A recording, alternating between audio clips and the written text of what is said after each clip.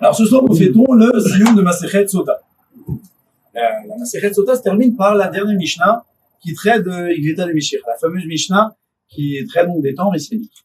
Et à la fin de la Mishnah, il y a écrit que Elanu al Milishaen, Ela al Vinu Shebashamayim. Nous n'aurons plus sur qui compter que Akadosh Baruch Hu qui est dans les cieux. Alors la question que les commentateurs demandent, je comprends pas. Dans la Mishnah, il y a écrit des choses mauvaises. Et là, on termine par une phrase qui n'a pas l'air si mauvaise que ça, puisque de compter sur Dieu, c'est bien. Et comment ça se fait-il que dans la Mishnah, ça soit dans la liste des mauvaises choses? Ça, c'est la question principale. Maintenant, la Mishnah, la Gemara se termine par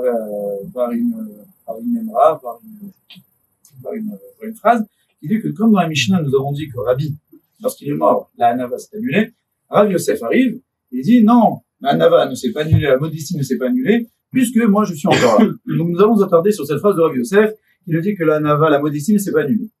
Alors, entre autres, ça fait un peu bizarre. C'est comme si par exemple il y avait une fois un barou qui faisait des chidoukrim, et à chaque fois qu'on lui présentait une fille, il dit non, c'est bien pour moi je suis mieux, je mérite mieux. Donc là, le Rosh Yeshiva a compris que bon, faut le calmer un peu. Il a dit, c'est quoi? Il a dit au barou, viens, on prend un mois, un projet, on va travailler sur la modestie, on va étudier ensemble la modestie. Le barou, il n'y a pas de problème. Ils ont étudié ensemble la modestie. Et après un mois, donc, ils nous reproposent les mêmes filles. Et là, le barou, il dit, mais attends, je vous ai dit non. Alors, il a posé une deuxième fille. Mais je vous ai déjà dit non il y a un mois.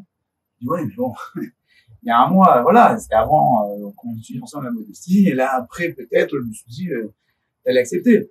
Je dis, oui, non, si déjà il y a un mois, alors que j'étais pas modeste, j'ai refusé. Alors maintenant, je suis modeste. j'ai refusé. Donc, il dit, un peu Rav Yosef, il me dit, voilà, je suis un modeste. Et en général, ça contredirait a priori, la modestie. Mais en fait, il faut savoir que Rav Yosef n'a voulu dire ça parce que Rav Yosef était très particulier puisque il connaissait toute la Torah. Mais il a eu un accident qui a fait qu'il a oublié toute la Torah. Et le truc, c'est qu'on aurait pu se dire, ah non, ok, je comprends qu'il faut être modeste, puisque de toute façon, la richesse, Dieu, ma'achir ou ma'ani. C'est lui qui nous donne la richesse, c'est lui qui nous enlève, donc on va pas s'enorgueillir. La force, la santé, pareil. Dieu, il peut faire que les gens deviennent malades, qu'ils soient en bonne santé. Mais bon, la Torah, quelqu'un qui connaît la Torah, ça y est, je peux m'enorgueillir, moi je suis un grand rabbin, je connais beaucoup de choses, je peux y arriver. Et là, il dit, même ça, il faut pas s'enorgueillir, il faut être modeste. Pourquoi? Parce que, regardez, moi, je connaissais toute la Torah Kula, et j'ai oublié toute la Torah. Si bien qu'Abaye Rava, ses élèves, venaient étudier chez Rav Yosef, et souvent Rav Yosef disait des choses, et là, ses élèves essayaient de corriger, lui dit, oui, Rav, vous savez que la dernière fois, quand vous connaissiez toute la Torah, vous nous aviez pas dit ça.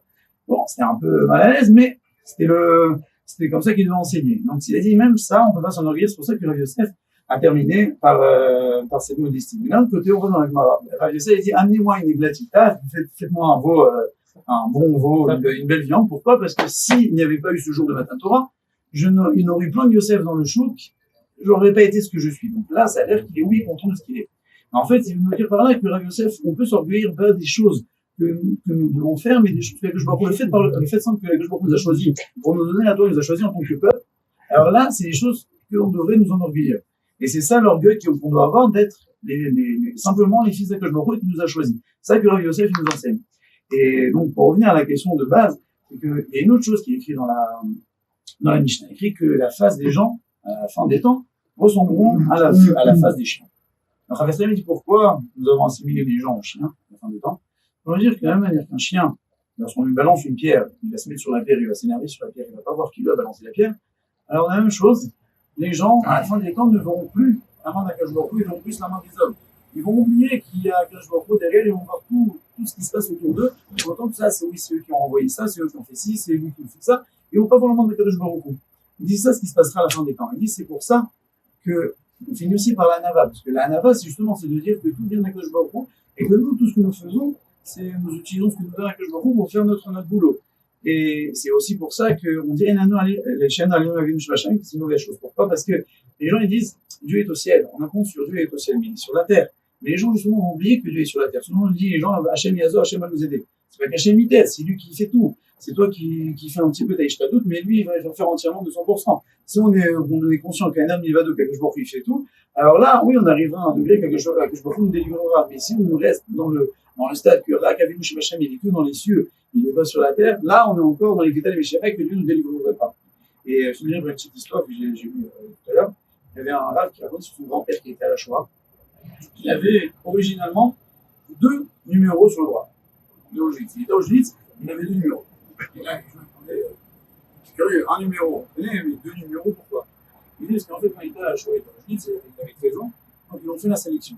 Donc, au début, au prochain, il a été sélectionné pour travailler et non pas pour être dans les chambres à gaz. Donc, ils l'ont mis le numéro, ils l'ont mis dans la liste avec son nom et son numéro, et là, le numéro a été tatoué. Mais après, plusieurs temps après, une deuxième sélection s'est faite. Et là, malheureusement, il a été choisi d'être du côté gauche, le mauvais côté. Et il avait une petite embrouille, il a dit, je vais essayer de me faufiler dans la file droite, là, ce sera peut-être plus facile, de toute façon, qu'est-ce que je risque? Je devrais mourir de toute manière, qui ne tente rien à rien, de toute façon, j'ai rien à perdre. Et il s'est faufilé dans le côté droit, et là, il y a un soldat qui l'a chopé, là, donc là, il a amené au chef du camp qui s'occupait à l'époque, il dit, voilà, celui-là, il a été côté gauche, il s'est mis du côté droit, il le donne. Et là, le garçon, il a dit, de toute façon, j'ai plus sur qui compter, il avait le chef devant lui, il a dit, il a fait la ciboula il a fait chacun, si on remet tous ces espoirs sur la Kadosh Baruch Hu, là, Kadosh Baruch Hu viendra nous sauver. Mais là, pour lui, ça avait l'air inespéré. Et qu'est-ce qui s'est passé? Là, il a vu le petit garçon, il a dit, non, t'as raison, tu devais être du côté droit, tu devais pas être du côté gauche, tu dois vivre. Et du coup, comme les Allemands étaient très allemands, et donc, quand ils l'ont mis dans le côté gauche, ils avaient déjà effacé son nom dans la liste. Donc là, ils ont dû retatouer un autre numéro sur son bras, parce qu'ils n'avaient pas utilisé le même numéro, parce qu'ils sont assez carrés.